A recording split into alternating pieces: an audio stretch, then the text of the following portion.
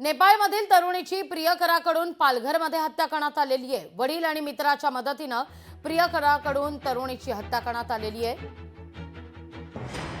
तरुणाकडून प्रियसीची ओढणीने गळा आवळून हत्या आहे।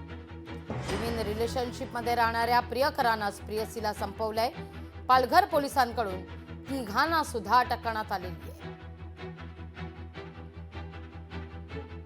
पालघर जिल्ह्यामधील जो मनोर ते मोखाडा रस्ता आहे, त्र्यंबकेश्वरला जाणारा, या रस्त्यावर निर्जन ठिकाण पाहून त्या ठिकाणी रात्री 12 नंतर तिला पुलाखाली नेऊन तिचा गळा आवळला, ओढणीने गळा आवळला आणि त्याच्यामध्ये पोत्यामध्ये त्याचा मृतदेह टाकून ते पोतं नदीच्या खाली ब्रिज खाली टाकून दिले। या बाबतीमध्ये आतापर्यंत 3 आरोपींना अटक करण्यात आलेली आहे।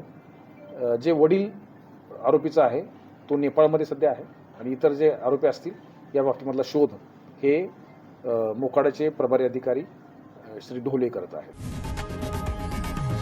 लोकशाही मराठी ऐका, पहा, जागरूक रहा।